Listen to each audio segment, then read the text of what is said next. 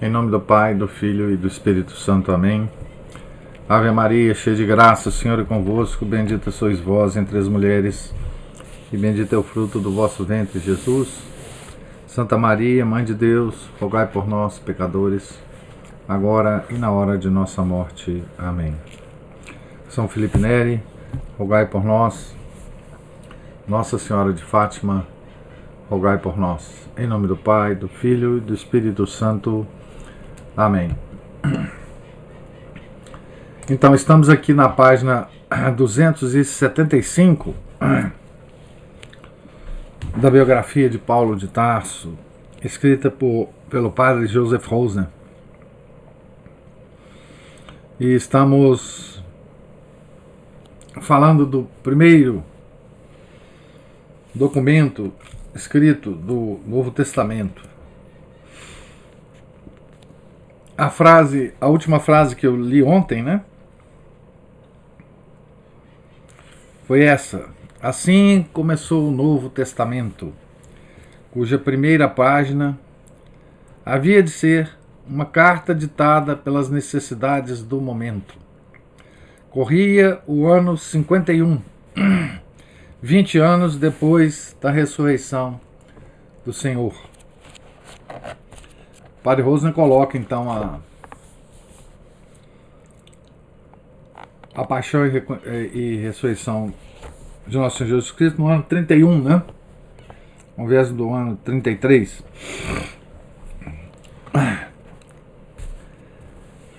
A Sagrada Escritura apresenta-nos aqui, mais uma vez, um enigma.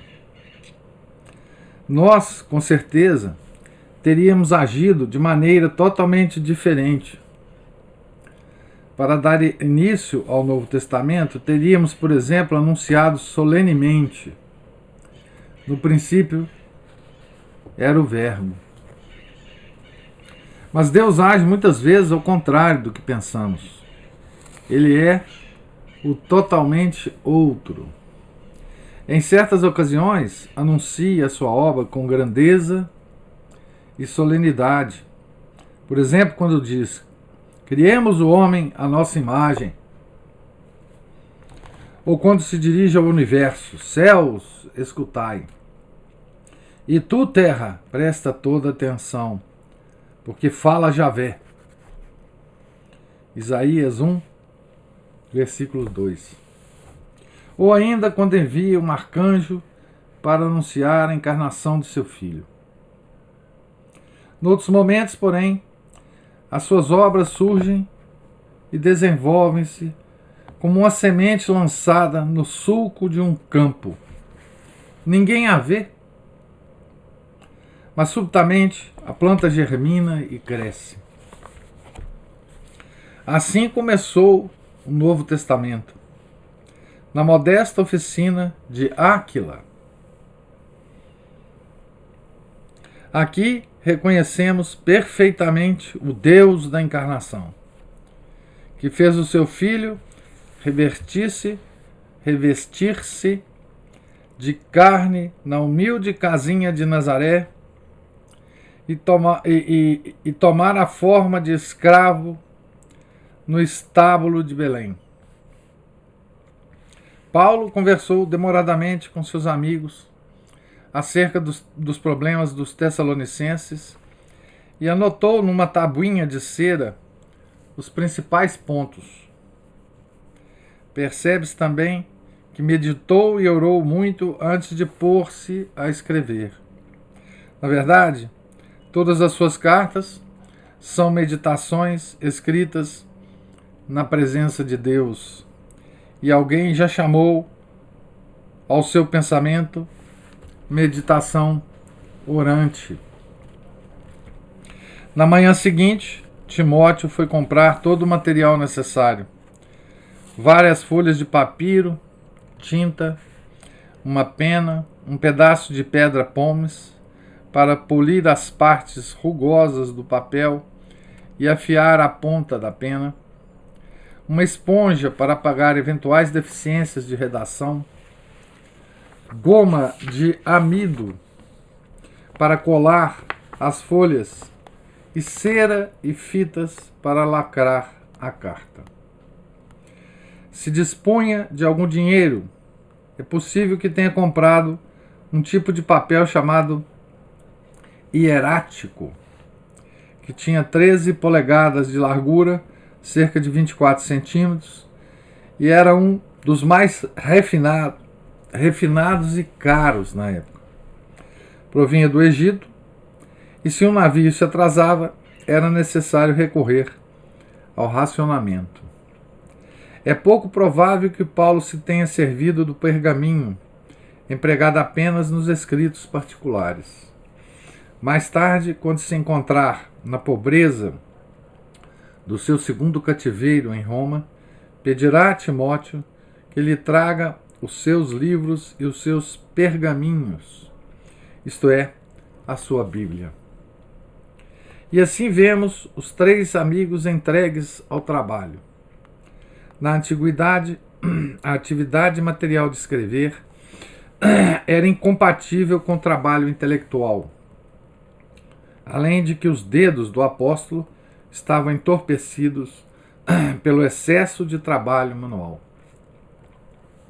Portanto, conforme o costume, Paulo ditou a sua carta. É de supor que Silas e Timóteo se revezassem para escrevê-la. Silas servirá mais tarde de secretário a São Pedro. 1 Pedro 5, versículo 12. E isto explica a presença de inúmeros pensamentos paulinos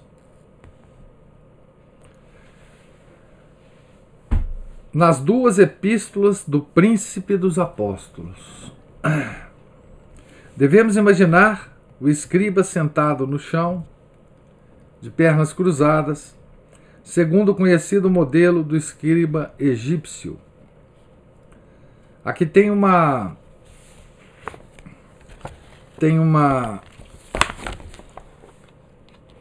estatueta, uma foto de uma estatueta, né? Com o escriba sentado. Né? Deixa eu...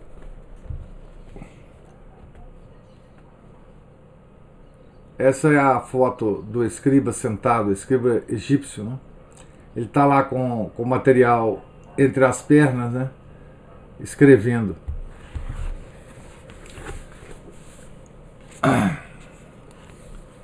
Os orientais escreviam apoiando o papel não sobre uma base firme, mas sobre a mão aberta, o que os impedia de escrever mais de 2 horas a fio, por muito hábeis que fossem. Era por isso que se faziam tantas pausas no ditado, como se pode notar pelas transcrições entre os diversos problemas tratados nas epístolas. As cartas de Paulo nunca foram escritas de uma só vez, e a redação devia levar vários dias, o que explica as frequentes mudanças de disposição de espírito que se notam numa mesma carta. Timóteo afia a pena com canivete e alisa-a com pedra-pomes. Paulo apoia-se no tear, com a cabeça entre as mãos, num gesto de profunda meditação, e começa a ditar. Paulo, Silvano e Timóteo, à comunidade de Tessalônica, em Deus Pai e nosso Senhor Jesus Cristo. Graça e paz vos sejam dadas. Esse é o início, né, da carta. É possível que Silas o interrompesse nesse momento, fazendo-o considerar que a carta era exclusivamente dele, Paulo. Mas o fato é que o apóstolo quis mencionar o nome dos seus colaboradores como se tivessem a mesma autoridade que ele. E nisso reconhecemos, mais uma vez, a sua modéstia e grandeza de alma. Em toda a epístola emprega o nome nós, 65 vezes, associando assim os seus amigos à fundação da comunidade. Pela primeira vez, ouvimos ressoar no Novo Testamento essas três palavras centrais: fé, caridade, esperança. Abre aspas. Damos sempre graças a Deus por todos vós, lembrando-nos diante de Deus e nosso Pai, da obra da vossa fé, do trabalho de vossa caridade e da constância da vossa esperança em nosso Senhor Jesus Cristo. Fecha aspas. Assim, com esse belo acorde se inicia o Novo Testamento. Ao mesmo tempo, transparece nesta epístola todo o trabalho de renovação realizado por Paulo sobre os bens culturais legados pela antiguidade.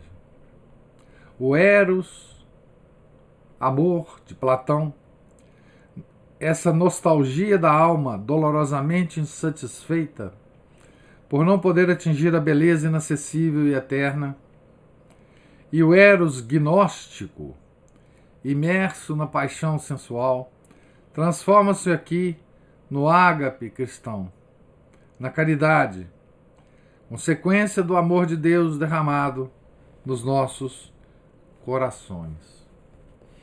Aqui tem uma nota que vai comentar sobre esses amores, né? A diferença de mentalidade entre o cristianismo e o helenismo aparece com plena clareza nos conceitos de eros e ágape. Eros, para o pagão, representa todo o amor apetitivo, mesmo aquele que o espírito sente pela verdade, o afã de saber. Em Platão, no banquete, né?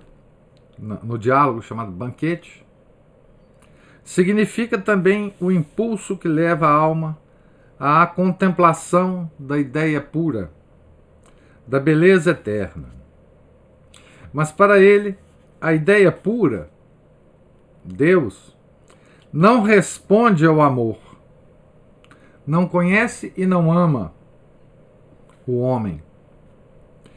Este conceito e o mesmo termo eros são completamente estranhos tanto ao Antigo Testamento como a Paulo, que insistem com toda clareza em que foi Deus quem nos amou primeiro.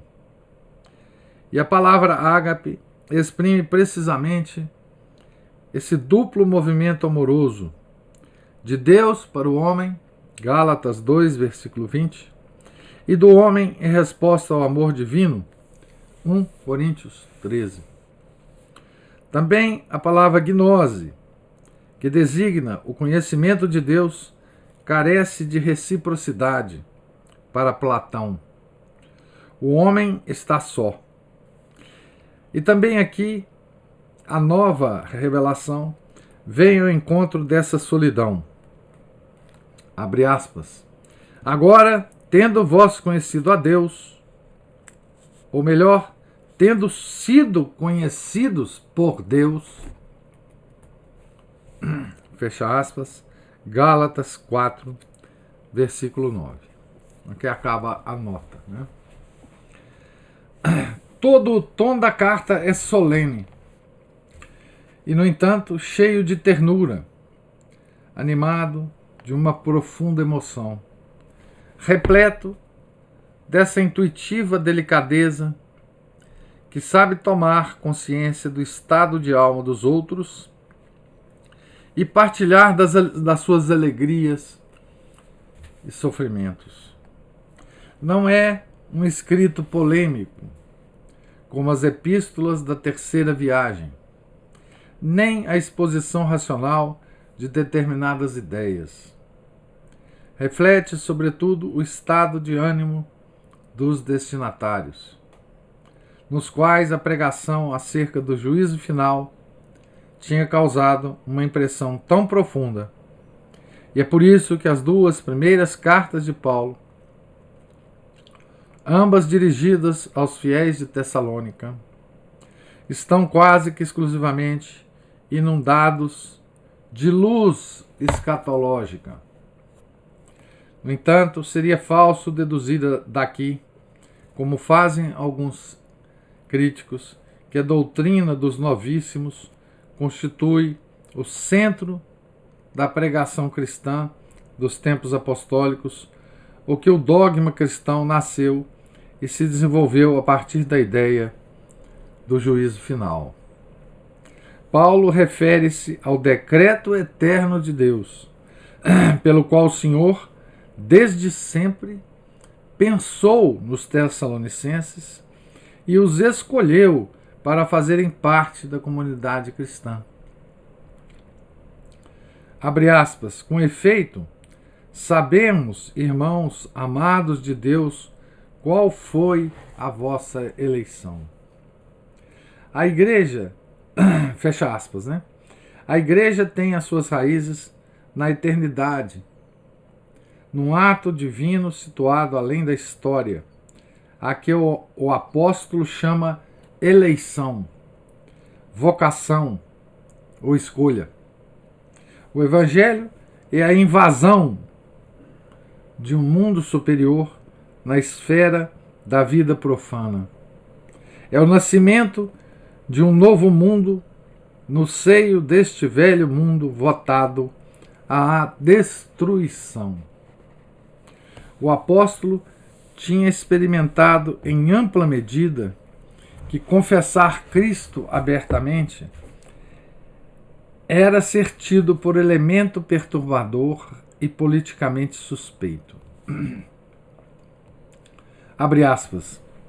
E vós vos fizestes imitadores nossos, recebendo a palavra no meio de muita tribulação, com alegria e no Espírito Santo, fecha aspas. Esse sofrimento constitui parte integrante da união com Cristo e transforma-se assim em sofrimento por Cristo e com Cristo. Os cristãos tornam-se dessa forma imitadores do Senhor. Por outro lado, a pregação do Evangelho é uma coisa santa, que só pode ser empreendida de mãos puras e coração limpo. Consequentemente, Paulo explica aos seus destinatários que não quer ser confundido com os oradores religiosos ambulantes que, por cobiça, percorriam as cidades em abigarrada multidão. Por isso, tinha já entre eles acrescentado à sua atividade missionária um extenuante trabalho manual. Isso tudo é conteúdo da carta, né, gente? O padre vai anunciando aqui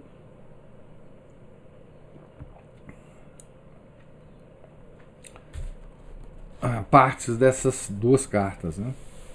A sua própria experiência havia lhe ensinado que as maiores tribulações dos recém-convertidos lhes vinham do seu próprio povo. Ocupa-se, portanto, do problema judaico, que não o deixa descansar.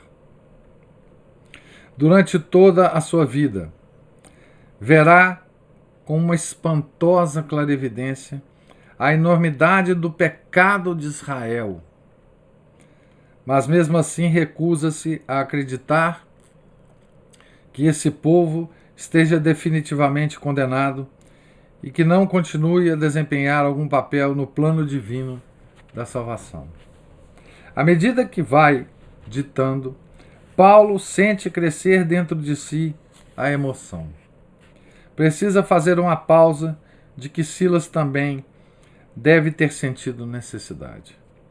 É possível que trocasse de lugar com Timóteo. Esta pausa no ditado fica evidente no começo do parágrafo seguinte. Ora, nós, irmãos, e pela mudança de assunto. O apóstolo deixa agora transbordar o seu coração humanamente sensível. Abre aspas, sim, vós sois a nossa glória e alegria. Pelo que, não podendo mais sofrer, preferimos ficar sós em Atenas e vos enviamos Timóteo.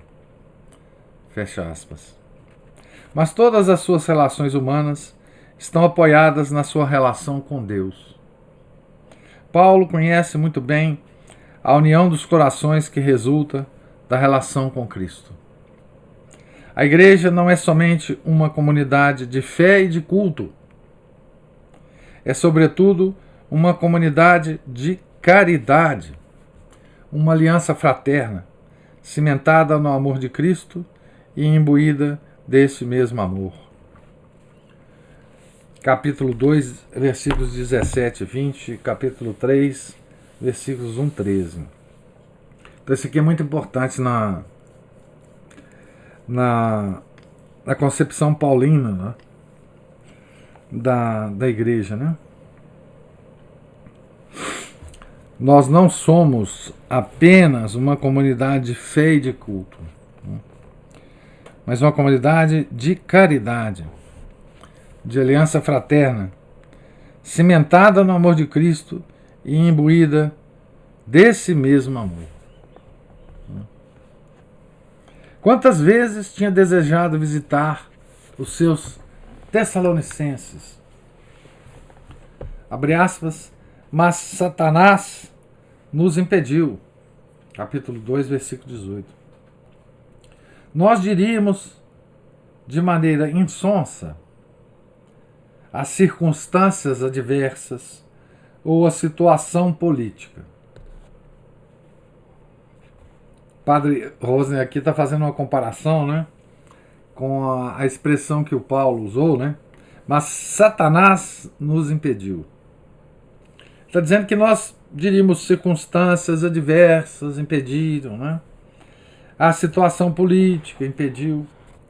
Para o apóstolo, porém, não existem acaso nem circunstâncias adversas, quer de tipo político, quer climático ou de saúde.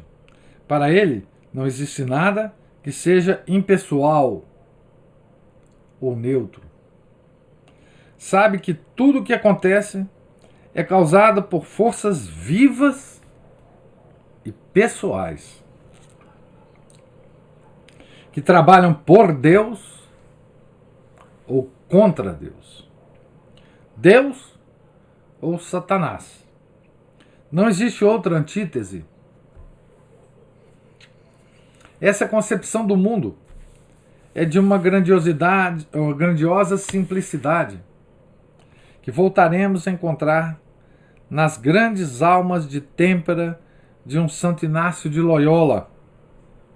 Por exemplo, na sua meditação sobre os dois estandartes,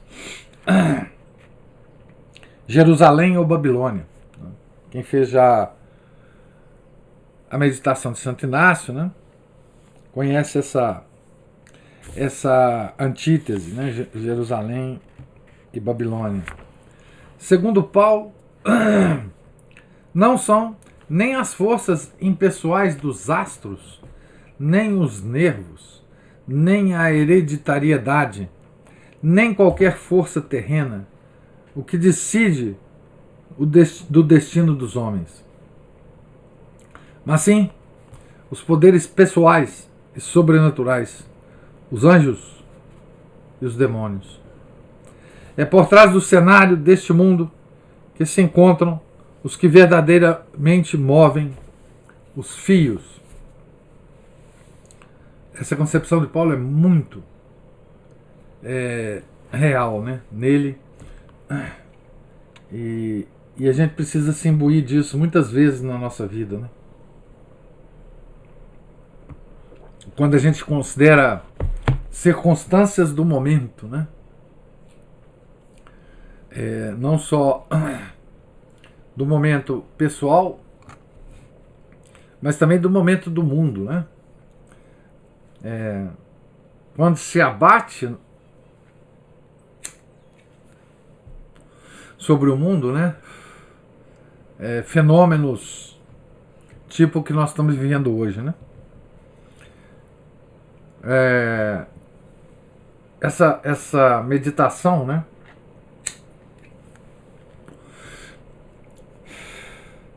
De que existem só coisas pessoais acontecendo, né? Movidas por forças e seres pessoais, né? Ou Deus ou Satanás, é uma coisa que a gente precisa recuperar no nosso cotidiano cristão, né? A gente muitas vezes esquece disso, né? E esquece a tal ponto de acharmos-nos capazes de mudar situações que na verdade nós não somos capazes, né? Nós temos que sofrer aquela situação, não tem jeito, né? E, por exemplo, né? Vou dar um exemplo muito atual nosso, né? Que sofremos agora, né?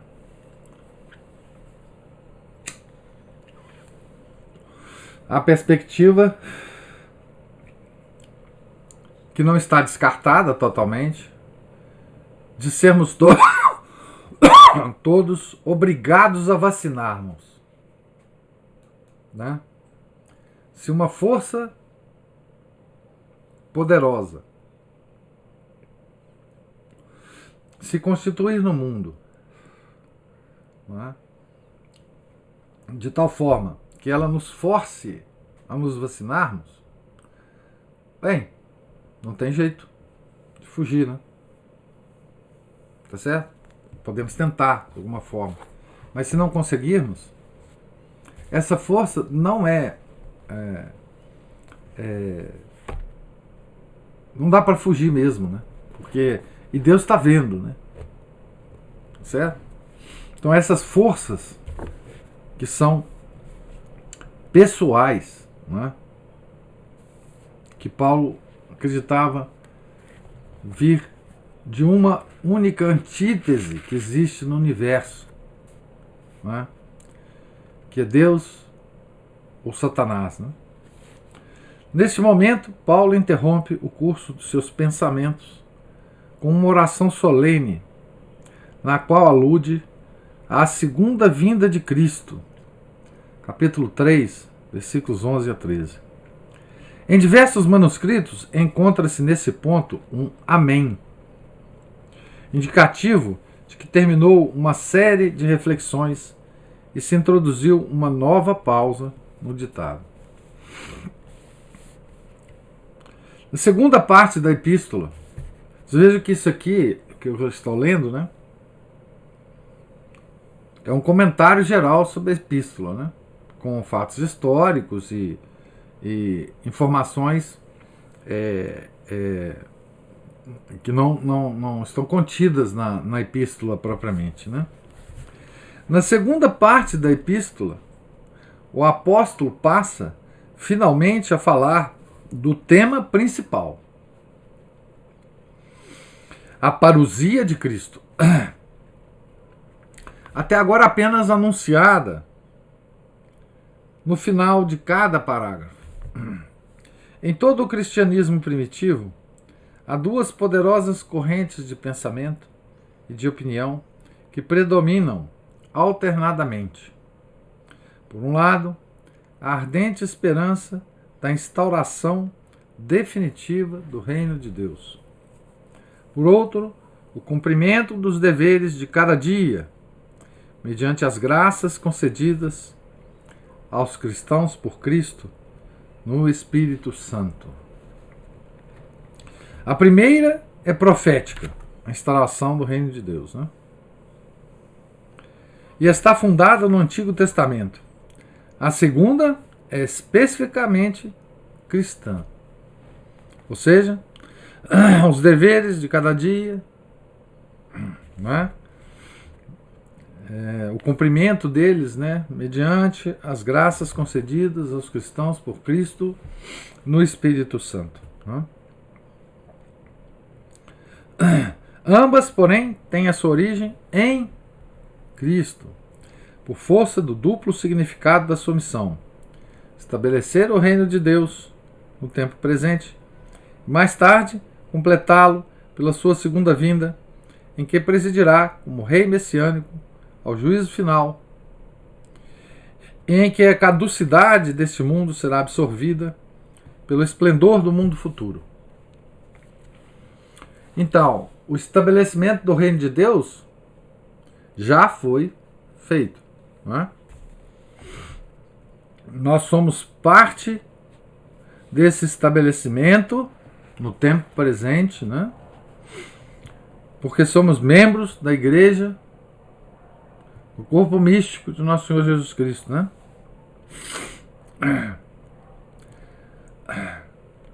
Isso é uma coisa que já está estabelecida, né? A posse do Espírito Santo, a graça do batismo, é simultaneamente a armadura para as batalhas do tempo presente e o penhor, o sinal da ressurreição gloriosa por ocasião da vinda de Cristo. Ressurreição gloriosa, inclusive com o corpo glorioso, né? No tempo de São Paulo, essas duas correntes ainda não tinham alcançado o equilíbrio. E naquele momento, o olhar dos fiéis de Tessalônica estava voltado de maneira demasiado unilateral para o futuro, para a chegada imprevista, mas próxima, do dia do Senhor. Essa ardente espera fazia com que a vida terrena e os deveres cívicos corressem grave perigo de perder o valor aos seus olhos. Então, o que acontecia com os tessalonicenses, né?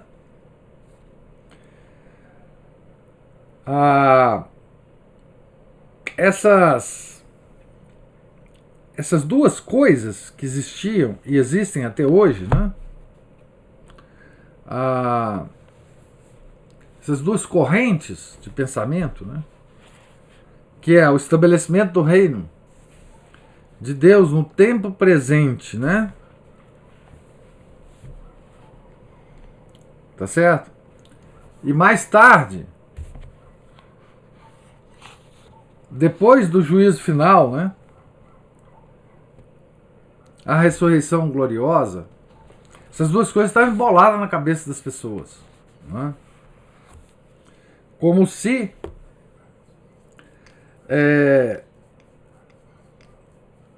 esse reino de Deus só pudesse ser estabelecido definitivamente depois do juízo final, né? Esquecia-se que o reino de Deus já tinha sido estabelecido. Nós já vivíamos o reino de Deus através da igreja de nosso Senhor Jesus Cristo, né? Ou seja, se você ficar muito preocupado com o que há de vir, não é? Você não vive efetivamente o que você tem que viver aqui e agora, não é? Você não cumpre seus deveres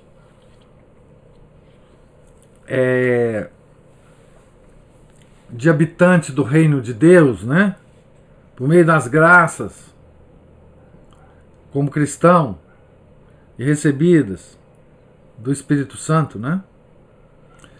Então, essas duas coisas, se a pessoa fica muito impressionada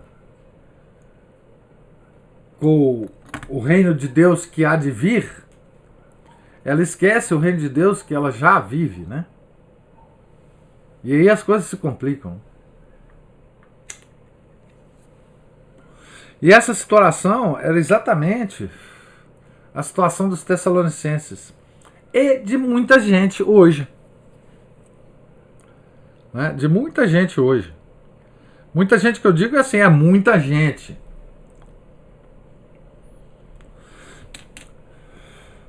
esse negócio, essa escatologia, ela passou a enlouquecer gente até fora da igreja, né? Que quer ver em todo o fenômeno que acontece essa marca escatológica, né? Do anticristo, a marca da besta, né? Enfim. Então, isso é uma coisa que atrapalha demais, né? As coisas presentes, né? Então, nós somos hoje os Tessalonicenses, né? Todos nós somos de Tessalônica hoje, sob esse aspecto, né? E todos nós somos receptores dessa carta, dessas duas cartas, né? De Paulo. Para compreendermos as passagens escatológicas das duas epístolas aos Tessalonicenses, temos de admitir que no momento em que ditava, o apóstolo tinha presentes as profecias de Cristo relativas à sua segunda vinda. Além disso, devemos lembrar-nos de que cada uma das grandes profecias, particularmente a relativa aos fins últimos do homem, admite e até exige uma dupla interpretação e uma dupla realização. Uma próxima e outra remota. Uma provisória e outra definitiva. Uma contemporânea nos acontecimentos do tempo presente e outra final no fim dos tempos. O apóstolo podia muito bem não se dar conta do alcance das suas palavras. Pouco nos importa conhecer a ideia que fazia acerca da proximidade ou da distância do fim do mundo. Basta-nos saber que ele tinha consciência de que a época da catástrofe final devia permanecer ignorada, de acordo com a vontade de Cristo, tanto para os apóstolos como para os fiéis. Basta-nos saber, em consequência, que ninguém podia dizer se o fim do mundo chegaria no dia seguinte ou depois de vários milênios. Quase todos os escritos apostólicos contam com um acontecimento próximo, mas a data da catástrofe final era um mistério sobre o qual só se podiam fazer conjecturas e alimentar esperanças ou temores. Se Nosso Senhor não falou para ninguém, né? Quando é que seria a segunda vinda? Ninguém sabia. A imaginação, o pensamento, né, daquela igreja primitiva é que alguma coisa no futuro viria. Aí o futuro podia ser próximo ou longínquo, não importa. Mas ninguém sabia, né? Os escritos judaicos da época de São Paulo refletem uma forte inquietação por causa da crença generalizada no iminente fim do mundo. E os apóstolos e discípulos não teriam sido homens de carne e osso se tivessem podido permanecer imunes a essa opinião comum. Então os próprios apóstolos eram imbuídos dessa opinião, né? Mas a inspiração e a própria palavra do Senhor acerca da incerteza do dia do juízo impediram-nos de ensinar qualquer coisa de determinado e de autorizado sobre a data da parousia. Ninguém afirmou isso, né? No início, Paulo certamente acreditava que tanto ele como a maioria dos fiéis ainda estariam vivos quando Cristo viesse pela segunda vez. 1 Tessalonicenses 4, versículo 17, 1 Coríntios 15, versículo 52. Ele afirma isso, né? Só mais tarde é que passou a contar com um intervalo de tempo bastante mais longo e com a probabilidade de ser martirizado antes. Ele comenta isso na segunda carta aos Coríntios e em Filipenses, né? Aos seus olhos, o tempo presente trazia em si as marcas de um universo que corria para a catástrofe. Mas isso não o impedia de compreender os perigos que uma orientação demasiado voltada para o futuro trazia consigo. E como homem do presente que era, enérgico e amigo da realidade, soube opor-se a esse perigo para atender simultaneamente ao presente e ao futuro.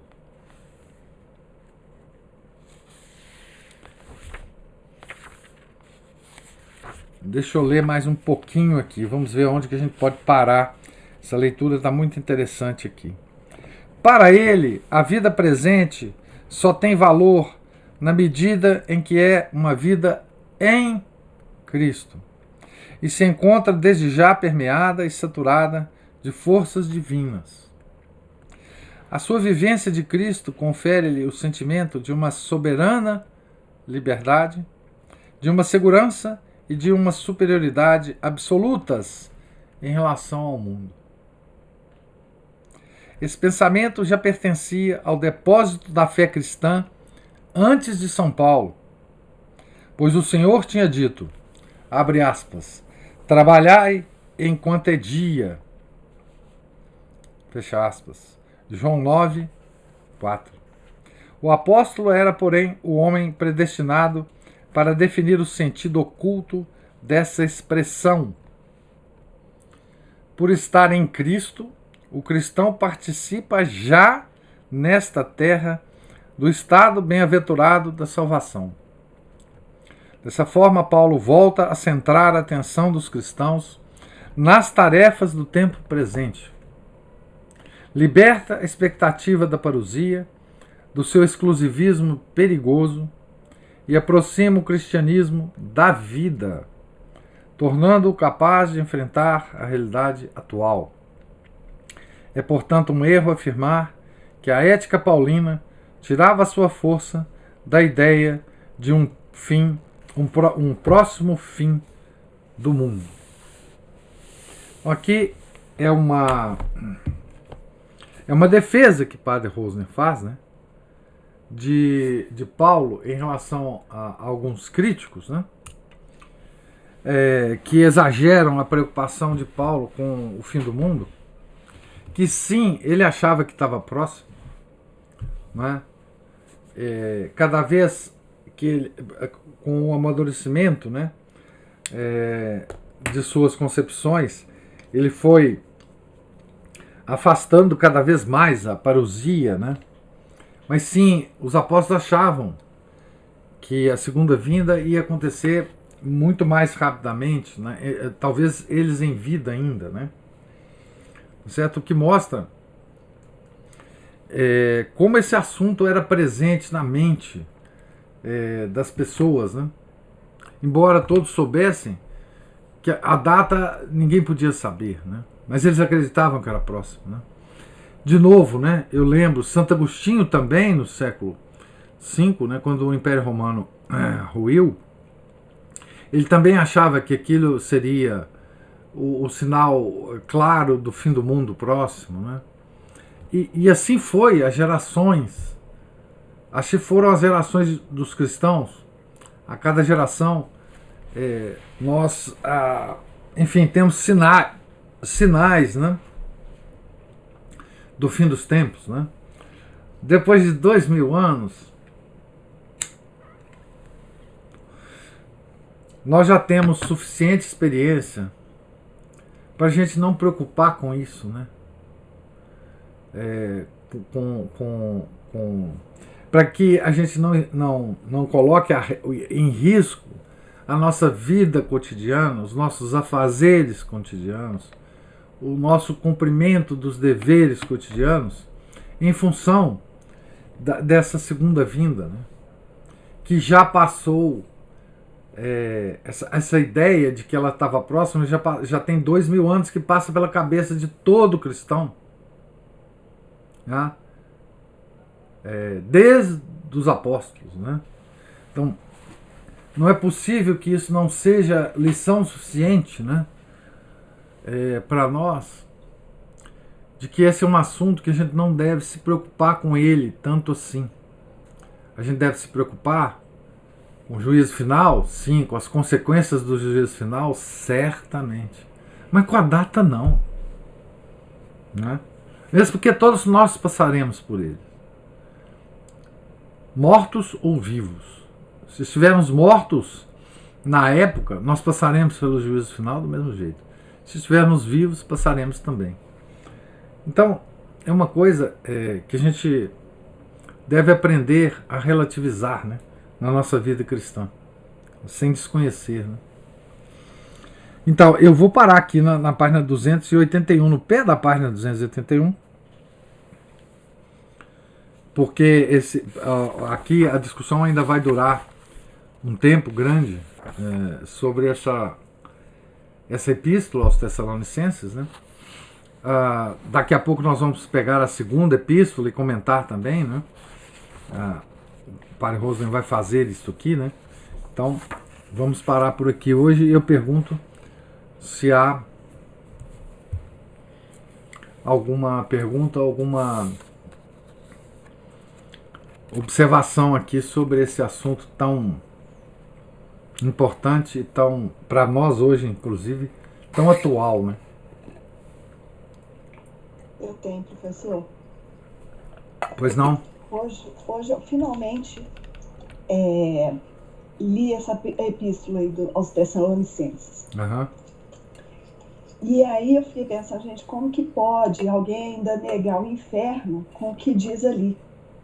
Que na segunda carta, no capítulo 1, até anotei que os versículos de 8 a 9, ele vai falar claramente sobre isso.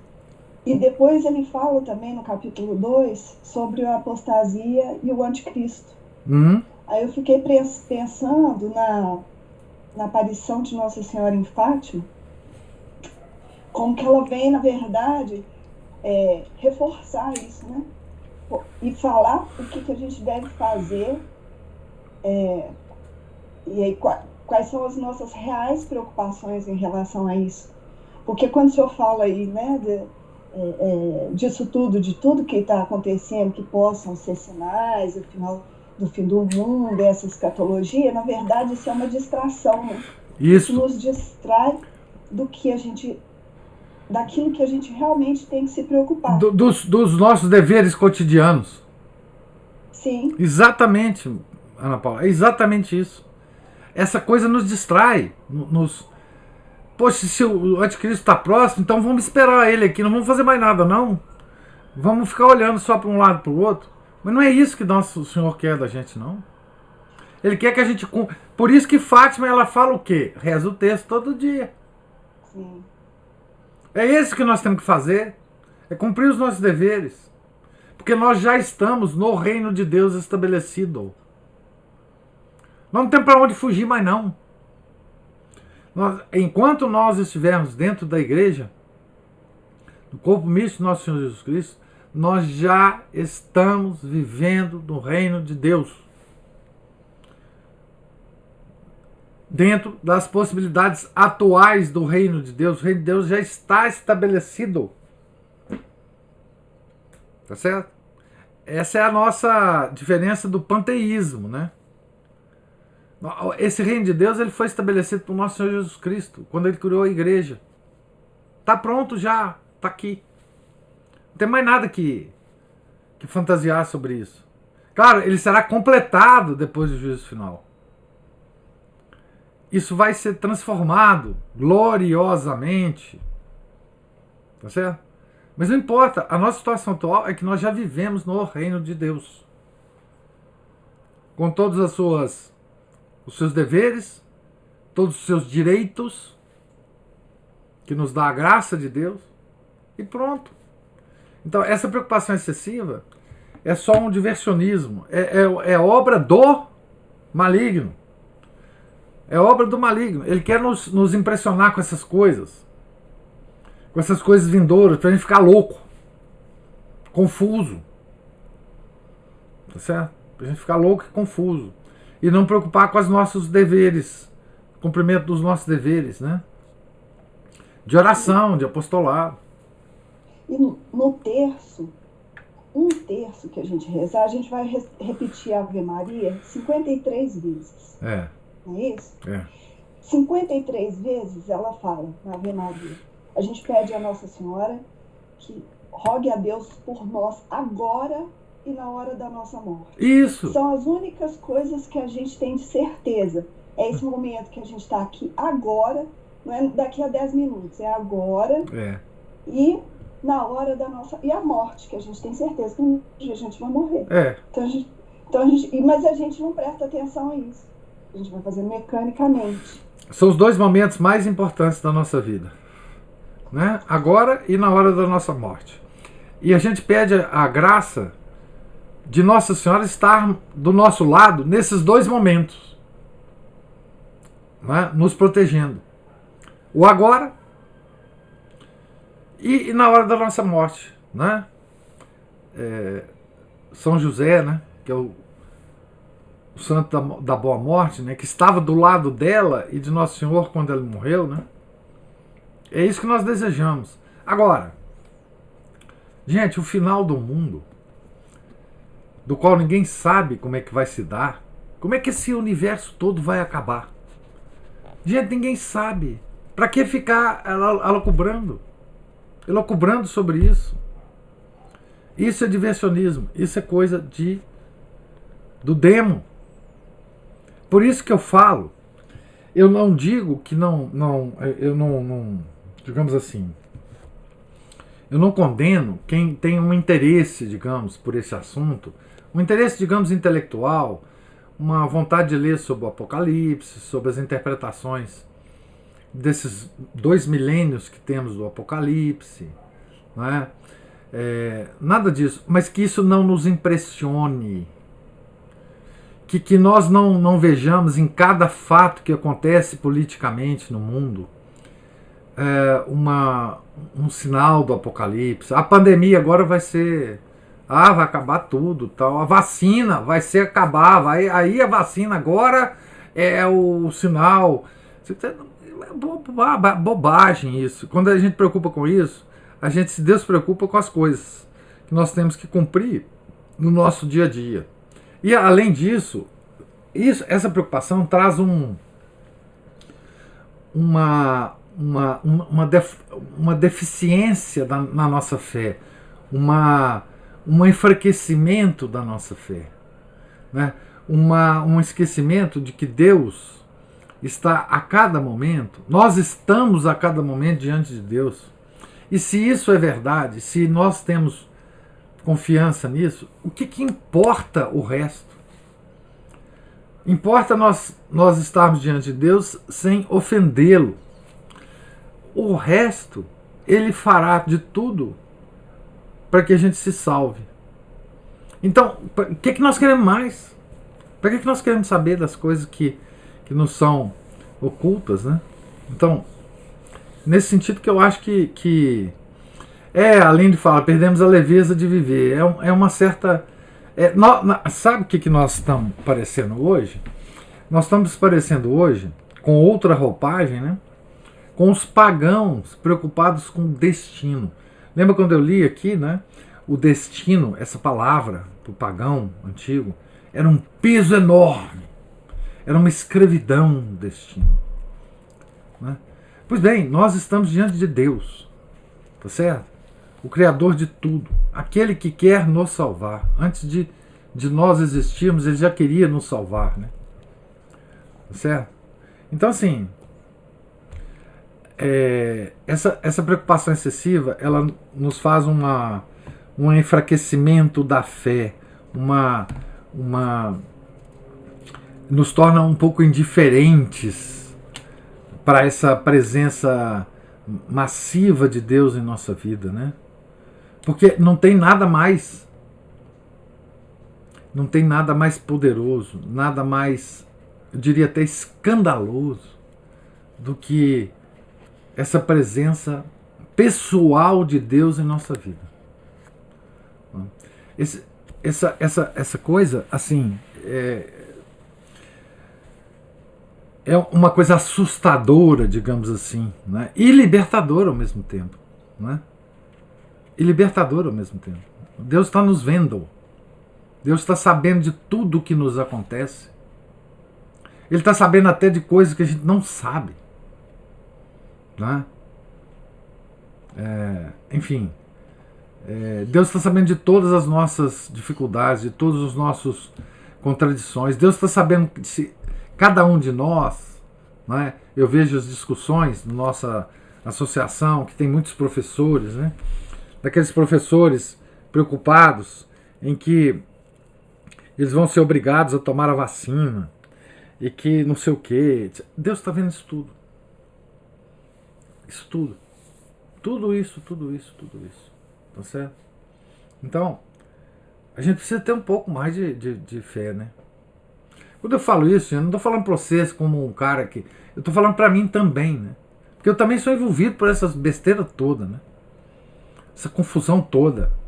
Esses vídeos malucos, essas informações desencontradas, essas estatísticas, essas mentiras cruzadas, tudo isso me envolve profundamente, né? Enfim, mas essa carta, essas duas cartas aos Tessalonicenses, gente, Paulo escreveu para nós. Nós somos os Tessalonicenses, tá? Desse aspecto, né? Porque nós estamos vivendo o mesmo drama dos Tessalonicenses hoje em dia, né? Enfim, é uma carta, por isso que ela é uma carta perene, né? Ela trata de coisas, enfim. E tem mais outra coisa que nós temos uma coisa mais grave que os Tessalonicenses, que é o seguinte: nós achamos que sabemos muito mais sobre o universo e sobre os desígnios de Deus do que os Tessalonicenses. Porque nós que acreditamos muito na tal ciência, a gente acredita que essa ciência que nós desenvolvemos ao longo dos últimos 500 anos, ela nos dá um poder de previsão do que vai acontecer, etc., que é completamente ilusório, absolutamente ilusório. Então nós temos ainda isso na nossa cabeça que os Tessalonicenses não tinham, né? Essa ilusão de que nós...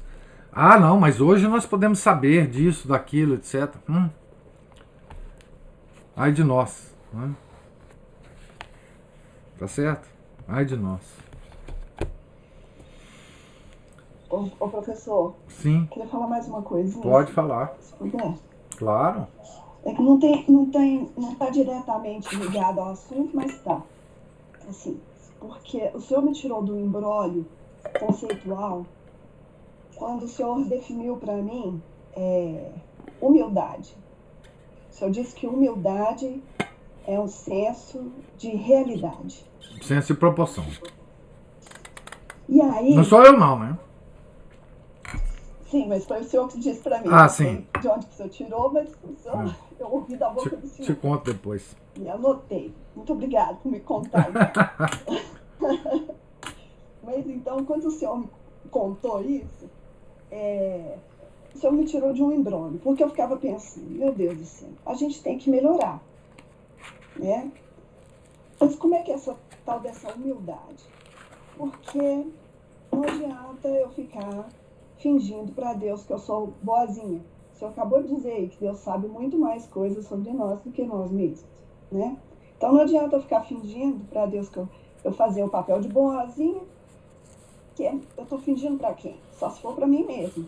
Porque Deus me conhece muito mais do que eu, né? Então quando o senhor falou, né, que a humildade é o senso de realidade, eu fiquei pensando, né, a gente é muito miserável comparativamente a Deus. Mas eu também não sou, porque a gente não é mais do que a gente acha que é, mas também não é menos. No seguinte sentido, eu parei com isso, como que você me tirou do embrólio? Eu não me comparo com os outros mais, eu me comparo comigo mesma. Então, assim, porque não adianta eu me comparar com o senhor. O senhor, por exemplo, eu posso querer imitar. Assim como eu posso querer imitar Santa Teresinha, posso querer imitar Não, o senhor. que Deus te livre de querer me imitar, né? Santa Teresinha, tudo bem, mas assim. Não, o senhor sim, Eu né? rezo. Está aí sentadinho e estudando, lendo, que é uma coisa que eu admiro e gosto. Então eu posso Alguma coisa ter presta. como exemplo, né? Mas aí eu me comparo a mim mesma. Porque assim, não adianta eu me comparar com outra pessoa, porque eu não sei nada da vida da outra pessoa. Quais foram todas as circunstâncias que levaram aquela pessoa àquela situação ali. Isso. Né? Aquele ponto que ela está. Isso é senso de realidade. Isso, e aí eu me comparando, mas eu me comparo comigo mesma e penso assim, eu melhorei, eu andei mais alguns passos. Isso. Por quê? Eu preciso andar. Porque para querer o céu, se eu almejo o céu, eu tenho que melhorar. É claro. Né? Claro. Então, eu faço minhas as palavras da Aline todos os dias de manhã e agradeço ao Senhor.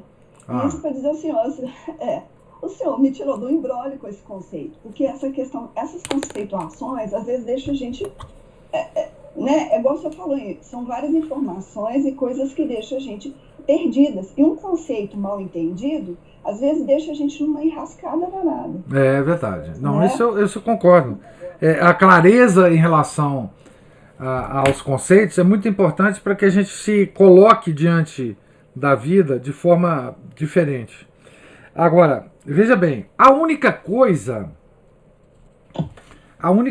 digna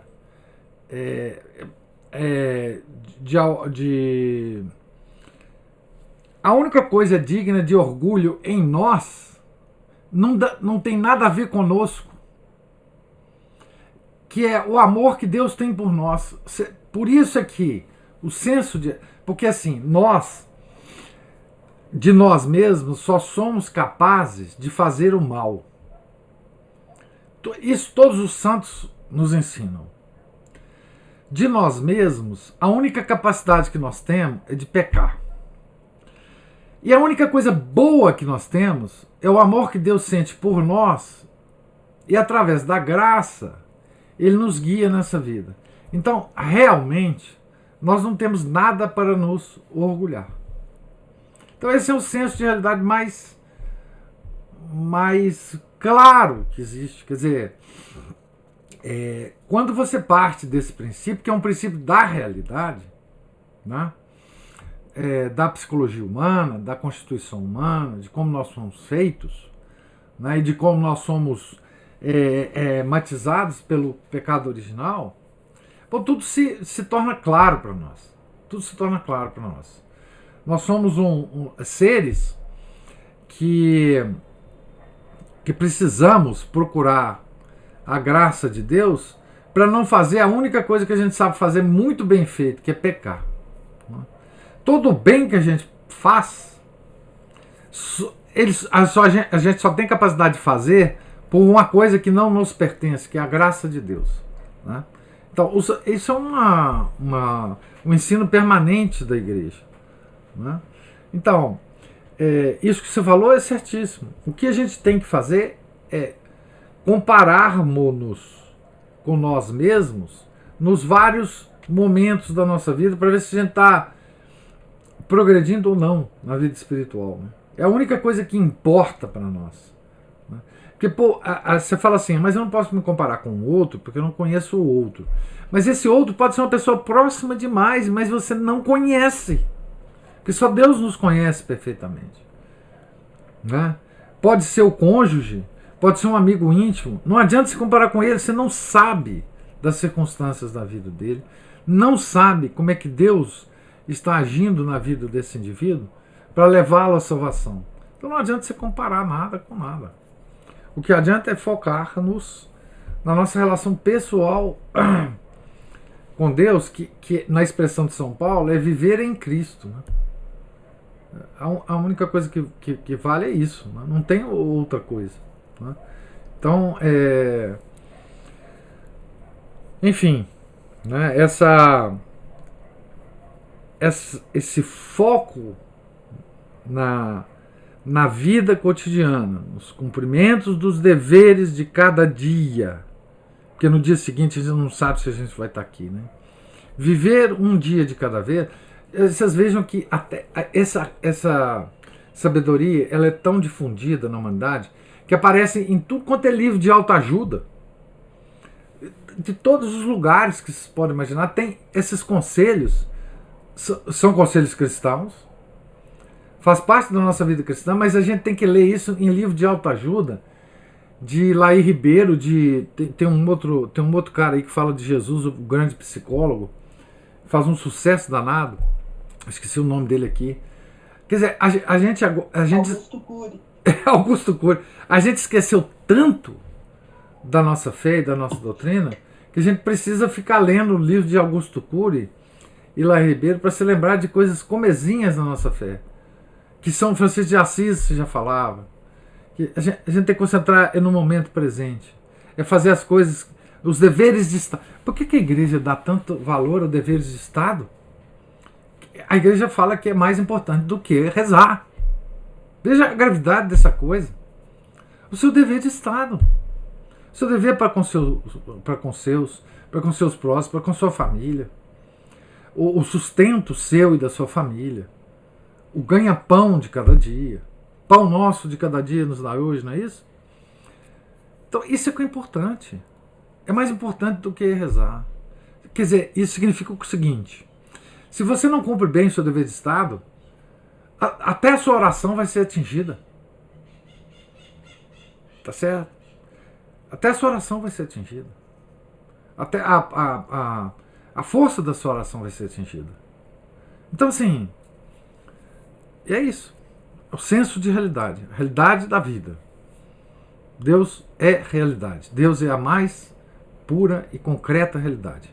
Não é? O C.S. Lewis tinha uma frase, não sei que livro dele mais, ele dizia o seguinte: quando a gente morrer, a gente vai ver uma realidade, mas tão mais concreta do que a que a gente vê.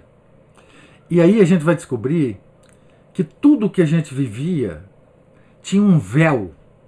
Um véu. Ou seja, a natureza criada, essa que a gente vê, a luz do sol, a luz da lua, a noite, etc., ela é um véu, ela parece uma sombra em relação à realidade de Deus. Né? Então, se até essa realidade a gente costuma não ver, você imagina que é a hora que a gente vê a realidade mesmo desabrochar na nossa frente, né? Quão assustadora não deve ser. Então a gente tem que acostumar a ser humilde em relação à realidade da nossa vida, né?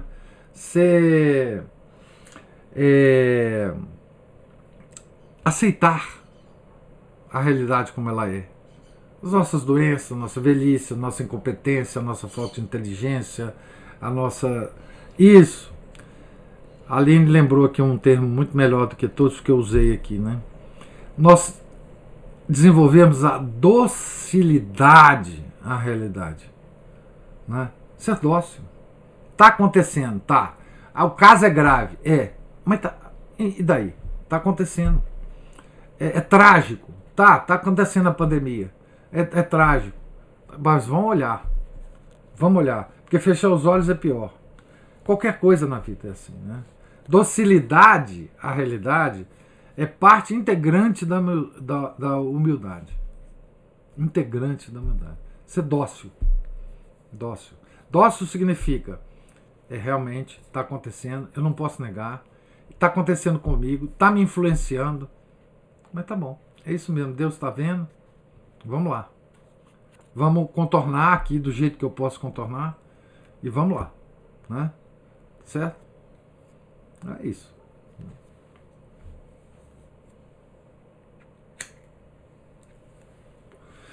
Mais algum... Tem um coraçãozinho ali aparecendo. Mais alguma... As palavras faltam. Ah, então tá bom. Já foram ditas. Mas eu recebi o coraçãozinho. Ah, só vou mandar. Então tá bom, gente, olha, Deus lhes pague a paciência e a presença. Tenham todos um santo dia, né? Amanhã, embora seja feriado Corpus Christi, nós vamos fazer a leitura, porque essa leitura é uma leitura conformadora na nossa fé, né? Enfim, vamos fazer a leitura, se Deus quiser, né? Às 7 horas da manhã, depois viver o dia um dos dias que a gente comemora a instituição da Eucaristia, né? E fiquem com Deus. Em nome do Pai, do Filho e do Espírito Santo. Amém. Ave Maria, cheia de graça, o Senhor é convosco. Bendita sois vós entre as mulheres, e bendito é o fruto do vosso ventre, Jesus. Santa Maria, Mãe de Deus, rogai por nós, pecadores, agora e na hora de nossa morte. Amém. São Felipe Neri, rogai por nós. Nossa Senhora de Fátima, rogai por nós. Em nome do Pai, do Filho e do Espírito Santo. Amém.